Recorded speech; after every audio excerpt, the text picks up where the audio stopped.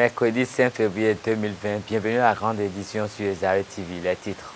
Le président Amadou Soumaoro et une délégation de l'Assemblée parlementaire francophone au cabinet du président Patrice Talon hier. Les détails dans un instant.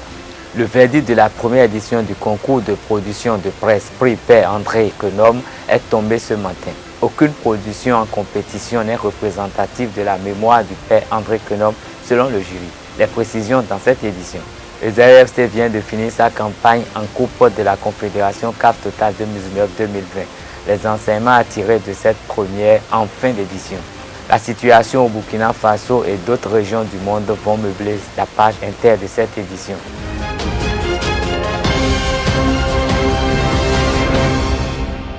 Tenu sous la présidence du chef de l'État, le président Patrice Talon, le Conseil des ministres de ce mercredi 5 février 2020 a pris d'importantes décisions, dont voici quelques-unes. Régime de dématérialisation de l'alias de documentation du pré-dédouanement et de dédouanement en République du Bénin. Agrément de la société NG Associated pour l'exploitation de machines à sous dans les hôtels, restaurants et bars à grand standing ainsi que de jeux en ligne en République du Bénin. Revue des études et finalisation des conventions État communes. Mise en place du fonds des dédommagements fonciers. Modalité de délimitation d'occupation du domaine public maritime. Nous allons revenir sur les autres décisions de ce Conseil des ministres dans nos prochaines éditions. Le jury du prix Père André Quenome du Bon Citoyen a délibéré ce jour à la cellule de communication de l'église Saint-Michel de Cotonou. Le président du jury, Noël Alagbada, au terme d'un long exposé, a dévoilé la décision du jury de ne pas décerner le prix pour cette édition, étant donné la qualité des productions reçues qui n'honorent ni le Bénin, ni la mémoire du feu Père André Quenome, un perfectionniste. Suivez le compte rendu de la rédaction.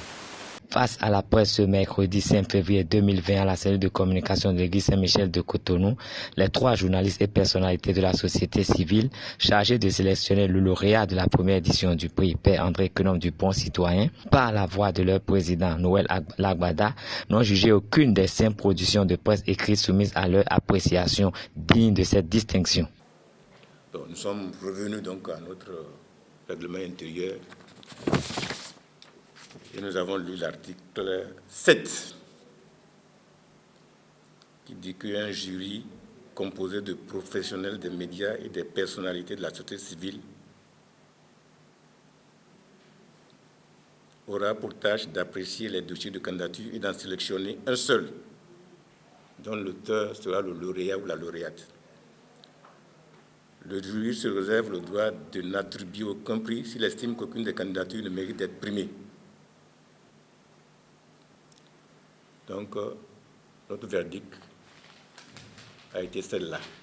À l'entame de cette délibération, le directeur de publication du journal La Croix du Bénin, l'abbé Serge Bidouzo, organisateur, a rappelé les objectifs de ce concours en mémoire du feu Père André Quenome. La Croix du Bénin, fidèle à la philosophie de son illustre directeur disparu, a jugé important de lancer ce prix Père André Quenome du Bon Citoyen, 5 ans après sa disparition, afin de promouvoir le professionnalisme dans la presse et surtout de contribuer à la promotion des valeurs morales et civiques dont notre pays a tant besoin aujourd'hui. Et cette première édition est adressée surtout aux journalistes de la presse écrite, où nous attendons surtout des articles de qualité, de papier de qualité, d'enquête, de grands reportages et d'analyses. Voilà ce qui a fondé le lancement et la création de ce prix, Père André Quenome du Bon Citoyen. Ce verdict interpelle tous les organes de presse du Bénin sur la qualité de leur production. Le 6e anniversaire du décès du Père André Quenome donne l'occasion aux médias béninois de relever le niveau de leur production. Après le verdict, le président Noël Alagbada a précisé que le professeur Fernand Nouli-Beto et le professeur Thierry Bidouzo, tous deux enseignants à l'université d'Abomey-Calavi, sont les 2 personnalités qui ont siégé avec lui au sein de ce jury. En réponse aux questions des journalistes présents, le président du jury, le journaliste et enseignant Noël Alagbada, expose quelques-unes des raisons qui ont motivé la décision du jury. Selon le règlement du concours, on avait pour mission d'examiner les textes proposés par les candidats qui se sont sentis intéressés par ce concours. Et en général, il a été demandé, selon le règlement, il y avait 3 genres qui devaient être pris en compte. Un grand reportage, une grande enquête et une grande analyse. Donc, chaque candidat devait, sur la base de ces critères-là, envoyer ses textes pour concourir.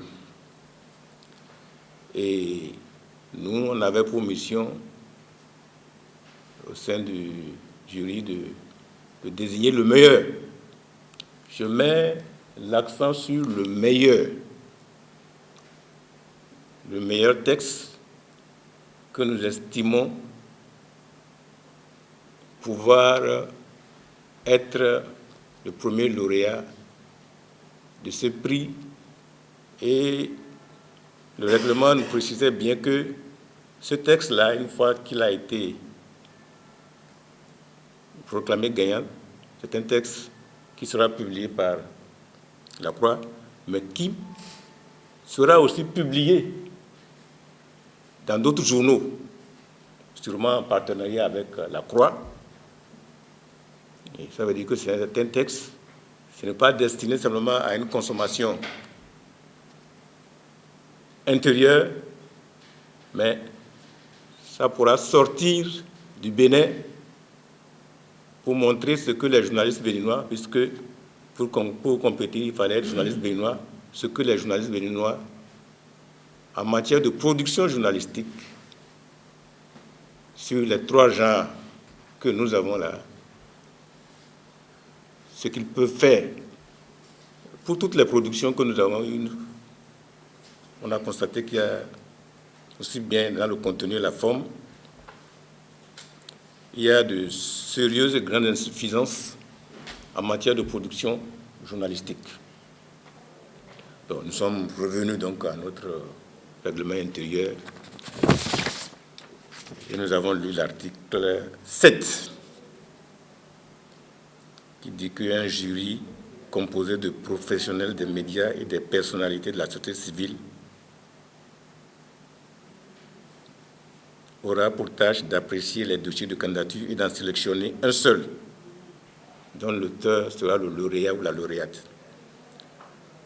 Le jury se réserve le droit de n'attribuer aucun prix s'il estime qu'aucune des candidatures ne mérite d'être primée.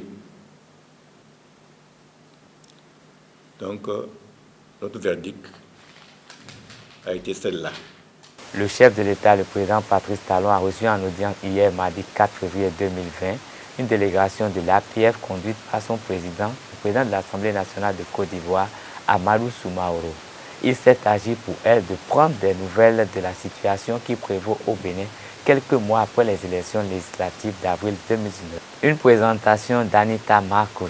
Le chef de l'État, Patrice Talon, a reçu en audience ce mardi 4 février une délégation de parlementaires francophones conduite par son président et également président de l'Assemblée nationale de la Côte d'Ivoire, Amadou Soumaoro. L'objectif de cette audience, qui a finalement pris plus de temps que prévu, était de s'enquérir de la situation post-électorale législative au Bénin. Étant donné que la dite élection avait généré quelques tensions, le chef de l'État s'est fait le devoir d'expliquer à la délégation de l'APF les initiatives prises et actions entreprises pour faire revenir l'ordre et le calme au cœur du pays. Des explications favorablement reçues et intégrées par la délégation de l'APF et plus précisément par son président Amadou Soumaoro, qui en a profité pour apprécier la vision et les projets du chef de l'État Patrice Talon pour le Bénin ainsi que pour sa disponibilité liée à leur audience. À l'occasion, le chef de l'État était accompagné du ministre d'État, secrétaire général de la présidence Pascal Koupaki et du garde des Sceaux, ministre de la Justice Séverin Kenom. Les filles et fils de la collectivité Isokan Omo Alagoura Odi Messi de Sakete se sont retrouvés le dimanche 26 janvier 2020 pour célébrer avec faste leur fête identitaire. C'était un instant de retrouvailles festives et de partage fraternel. Une célébration réussie grâce au coup de maître de Ghislaine Fagbon, d'Ekous Assé, d'Awaou Bissirou, député à l'Assemblée nationale 8e mandature, et de Fataï Fachina, président du comité d'organisation de l'événement.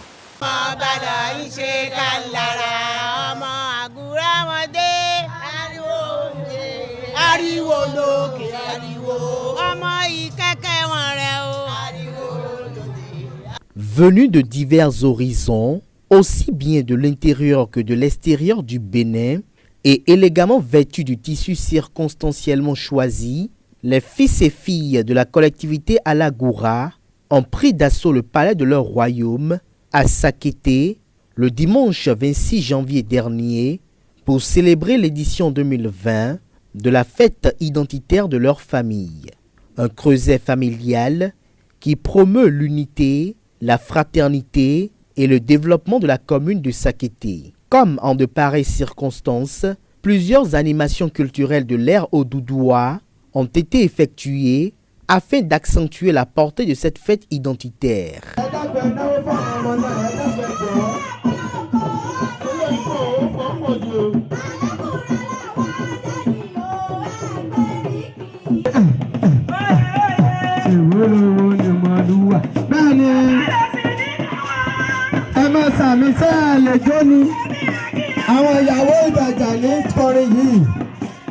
Gbogbo àwa ẹbí pátápátá àpéjọ lónìí à ń ṣe ọdún ẹbí ní Ìsọ̀jí adúpẹ́ lọ́dọ̀ Ọlọ́run. Gbogbo ẹni kálukú tó kò ń bi tí ẹni kálukú kò gbogbo tá a bá kò ń bi àdélé láyọ̀ àti àlàáfíà.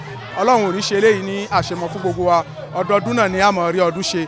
Mo kí àwọn dìrẹ̀tírísì wa, mo sì kí àwọn honorable àti gbogbo àwọn ẹbí pátápátá. Alájà ìyá Atẹ́ ni mo kí wọn.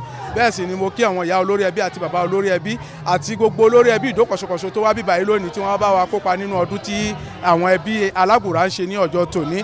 Adúpẹ́ lọ́dọ̀ gbogbo wa ń pé Ọlọ́run ò ní ṣe léyìí ní àṣemọ. Àṣeṣe túnṣe ọdún òun ló jẹ́ fún gbogbo wa. Gbogbo ìgbà tá a bá kò ń bí ayọ̀ àti ìdùnnú òun ni gbogbo wa máa bá kò là máa bá délé láyọ̀ àti àlàáfíà. Mo dúpẹ́ lọ́dọ̀ àwọn honorables. La directrice du Centre des œuvres universitaires et sociales d'Abomey-Calavi, Ghislaine Claude Fagbon, native de Sakete et membre du comité d'organisation, a eu à remercier les autorités étatiques à divers niveaux, en l'occurrence le chef de l'État, pour tout ce qu'il fait pour le rayonnement de la commune de Sakete, d'une part, et d'autre part, en ce qui concerne la promotion à travers des nominations de plusieurs filles et fils de Sakete. C'est la fête de la collectivité Omo-Alagoura, Omo-Keke Abioshi, Odi Messi. Nous sommes des descendants du roi, nous sommes des princes et des princesses et nous avons décidé de créer un creuset pour nous retrouver chaque année, pour fêter ensemble, pour développer la fraternité. Mais tout ça ne peut être possible sans un pays apaisé. Et nous remercions le chef de l'État, le président Patrice Talon, de nous permettre de fêter comme ça parce qu'il y a la paix dans notre pays. Et en même temps, je remercie ma ministre de tutelle, Madame Yahi Ladekan. Elle voulait être ici, elle tenait à être avec nous ici pour fêter, mais elle n'a pas pu. Donc ce serait parti remise. Parce que habituellement, on n'a pas assez du monde comme ça, mais je rends grâce que toute la famille est là pour fêter avec nous. Et je souhaite que chaque année, ça continue comme ça. Et je demande à la directrice d'être là très souvent, parce que c'est chez elle, c'est la famille Alagoura Odi Messi. Je suis aussi de la famille Alagoura Odi Messi. L'édition de cette année a connu un succès atypique grâce au génie des membres du comité d'organisation, car les éditions précédentes n'ont jamais pu drainer un si impressionnant monde. Les organisateurs souhaitent de tout leur vœu que les éditions prochaines continuent avec cette grande mobilisation pour plus d'instants de partage, d'échange et de communion. La prochaine édition, celle de 2021, s'annonce plus faste.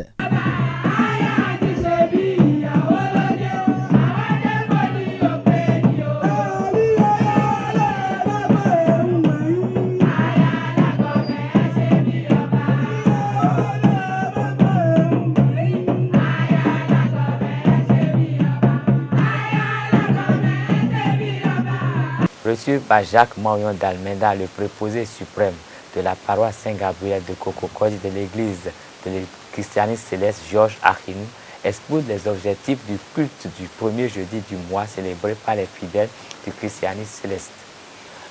Un culte qui s'apparente à l'adoration du Saint-Sacrement chez les fidèles de l'église catholique romaine.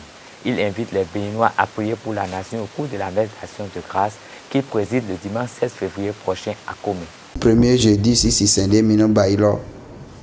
Et bah si c'est d'achode, et ouais, il n'a mis tout à gon si c'est vieux au longtemps. Et ouais, ils ont des mi cambio de malin pour mille chinchen vogibon de terre de main. Nous avons mis le premier jeudi, si c'est mino bailo. Et bah si c'est d'achode, bordé malin l'air sous nos bails si c'est iton l'air d'eau. Pepe miro sous mino bail. D'autres au premier jeudi, et bah si azan d'achode, bon y a azan vivede, bon y na au chauffeur. Jeudi titan to son les pots mais bah si a conscient longtemps vie les pots, y na non play to gan mais ouais tu bah y na ho gan wewe 0 heure. Bon si c'est là non bé, bon do agbada holoji.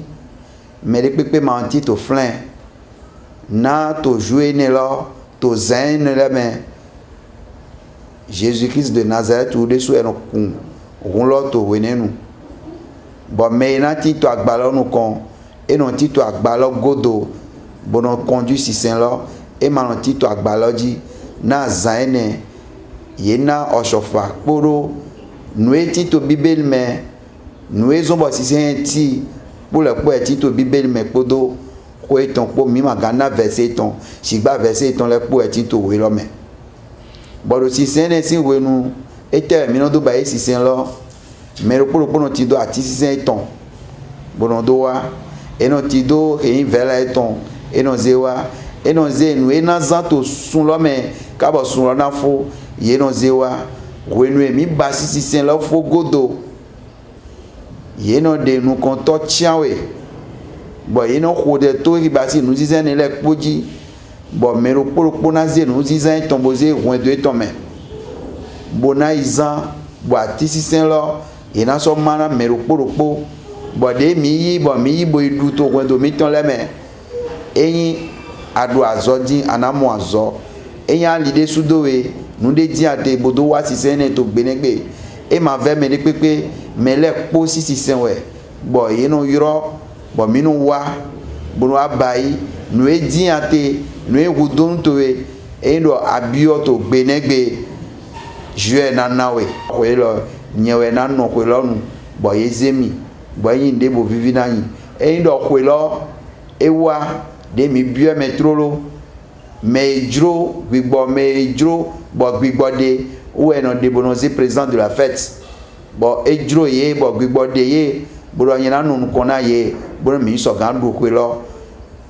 bon so to pe do na ji ko ye we bon e po mi do gbe bon yi gbe ro mi na du ko lo do ya je da ko do po me ko lo tin to ko me si aigbaji agun Nouvelle Jérusalem ko me 4 et do nu wa to 16 février de jalo et na do pe. En passeport, Esaü Football Club a achevé sa belle épopée en Coupe de la Confédération Total Cap 2019-2020 dimanche dernier à Kinshasa face au Daring Club Motema Pembe. Malgré une phase de groupe difficile, le club universitaire est entré dans les annales du football béninois en étant le premier à se hisser à ce stade de la compétition. Les universitaires pouvaient mieux faire s'ils avaient bénéficié de certaines conditions à temps, regrette l'entraîneur Richard Bio. Quand je vois ce que nous fournissons comme effort en phase de poule, alors je trouve qu'il y avait une place pour aller en quart de finale. Maintenant, vous savez, dès lors qu'on a été qualifié pour la phase de poule, j'avais émis l'idée de renforcer mon effectif, ce qui n'a pas été fait. Je comprends les responsables de l'équipe, faute de moyens, parce qu'il fallait à un moment donné renforcer cet effectif, ce qui n'a pas été fait. Bon, et puis, il faut aussi reconnaître que si les moyens avaient suivi comme cela se devait, Esaïe n'allait pas s'arrêter simplement à cette phase de poule, mais on aurait vraiment titillé les grands, surtout qu'on était logé dans une poule où il n'y avait que les habitués de la compétition, mais cela ne nous faisait pas peur. Il faut reconnaître qu'il y a eu un manque d'accompagnement, un manque de moyens pour le club, sinon Esaïe était prêt à aller en quart de finale. Mais je retiens quelque chose, nous ne sommes qu'une jeune équipe et ce que nous avons fait jusque-là n'est pas mauvais et qu'il va falloir retourner, travailler sérieusement et revenir encore plus fort. Une campagne riche d'enseignements pour les universitaires qui rêvent déjà de rebondir prochainement. Les joueurs tirent de cette expérience africaine beaucoup de leçons. Marcel Dandinou, Maxime Poton et Ariel Aléchou en exposent quelques-unes. Ça a été une très bonne expérience parce que participer à une compétition du genre, si on était éliminé lors des tours préliminaires sans jouer la phase de groupe, et nous ne pourrons pas savoir réellement ce qu'il y avait. Mais nous, on s'est qualifié, on est rentré en poule. Et je pense que là, c'est une très bonne expérience. Parce que maintenant, quand tu joues au pays, tu es à l'aise, tu joues dégagé, tu n'as plus la pression. Parce que tu as vécu des choses. Et c'est très très important pour nous, joueurs. Et pour une première fois aussi, montrer le match de Esaïe sur Canal+. Je pense que tout ça, c'est du bonus. Hein. Je dirais là, ce n'est pas donné à tout le monde. À la suite de cette participation, nous pouvons encore retenir quelque chose. Continuer de travailler, parce que nous avons constaté que nous n'avons pas encore le niveau pour cette compétition. Donc il faudrait jouer, apprendre, travailler. Et cela a été une expérience. Et je me dis, et disons tout le groupe, nous disons que c'est à force de participer à de telles compétitions chaque année qu'on va progresser. Concernant tout ce que nous avions pu faire jusque-là, ce sont que de bons souvenirs. Parce que pour la majorité d'entre nous, cela nous a permis de connaître le football d'ailleurs, et également pour ceux qui ont le privilège de jouer, ce qui n'est pas mon cas bien évidemment, d'avoir acquis plus d'expérience. S'ils étaient à un niveau comme cela, je pense qu'aujourd'hui ils peuvent dire qu'ils sont comme ceci. Cette expérience, nous allons essayer de faire progresser cela, de le matérialiser afin qu'on puisse remarquer cela, surtout dans le championnat national. Et si tout va bien, avec le travail, parce qu'il n'y a que le travail qui paie. Avec le travail, nous allons essayer de venir encore à la même compétition ou pourquoi pas la Champions League l'an prochain. Et puis avant de boucler cette édition, voici en page inter l'actualité au Burkina Faso, en Guinée, au Kenya et en Chine. Au Burkina Faso, la recrudescence des attaques de groupes armés a aggravé le phénomène du déplacement des populations. Après sa visite dans les camps de déplacés internes, le haut-commissaire des Nations Unies pour les réfugiés, Filippo Grandi, se dit choqué par la situation des populations. Il en appelle à une aide humanitaire.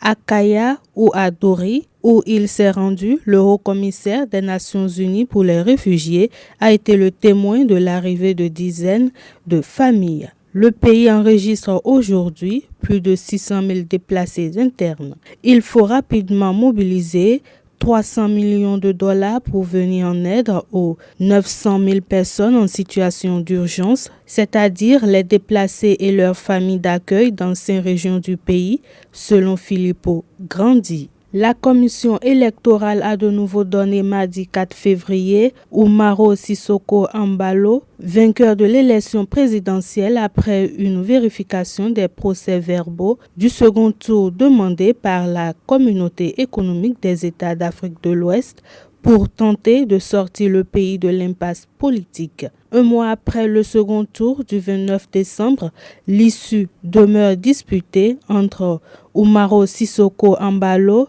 issu de l'opposition, et Domingo Simeo Pereira, le candidat du PAIGC, le parti qui domine la vie politique bissau-ghanéenne depuis des décennies. La querelle qui dresse aussi la commission électorale contre la Cour suprême du pays n'est pas finie. Pour autant, l'ancien président du Kenya, Daniel Arap Moi, qui a dirigé le pays de 1978 à 2002, est décédé à l'âge de 95 ans, a confirmé ce mardi le cabinet du président Uhuru Kenyatta après une première annonce faite par la famille.